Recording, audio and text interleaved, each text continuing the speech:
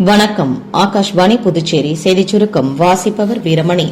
மத்திய கல்வி அமைச்சகம் மாநிலங்கள் மற்றும் யூனியன் பிரதேசங்களில் உள்ள பள்ளிகளில் சேர்க்கை மற்றும் தேர்வு கட்டணங்களை வசூலிக்க யுபிஐ வசதியை பயன்படுத்துமாறு வலியுறுத்தியுள்ளது.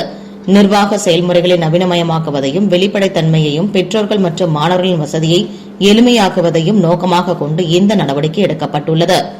பிரதமர் திரு நரேந்திர மோடி நேற்று புதுச்சேரி காரைக்காலில் 130.17 கோடி ரூபாய் மதிப்பிலான திறன்மிகு மற்றும் ஒருங்கிணைந்த மீன்பிடி துறைமுக அபிவிருத்தி திட்ட விரிவாக்க பணிக்கு காணொலி காட்சி மூலம் அடிக்கல் நாட்டினார்.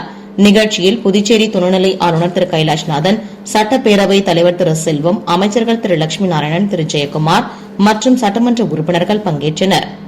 மலேசியாவில் வரும் 24ஆம் தேதி முதல் 26ஆம் தேதி வரை நடைபெறவுள்ள ஆசிய அளவிலான கயிறு இழுக்கும் போட்டியில் இந்தியா சார்பில் கலந்து கொள்ள ஆடவர் மற்றும் மகளிருக்கான இந்திய அணி தேர்வு நடைபெற்றது.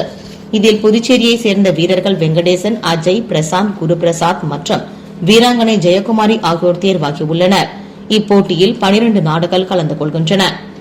தெற்கு கடலோர ஆந்திர மாநிலம் மற்றும் அதனை ஒட்டிய பகுதிகளின் மேல் நிலவிய வளிமண்டல கீழடுக்கு சுழற்சி காரணமாக இன்று முதல் 5 நாட்களுக்கு தமிழ்நாடு, புதுச்சேரி மற்றும் காரைக்கால் பகுதிகளில் இடி, மின்னல் மற்றும் பலத்த காற்றுடன் கூடிய லேசானது முதல் மிதமான மழை பெய்யக்கூடும் என சென்னை வானிலை ஆய்வு மையம் தெரிவித்துள்ளது.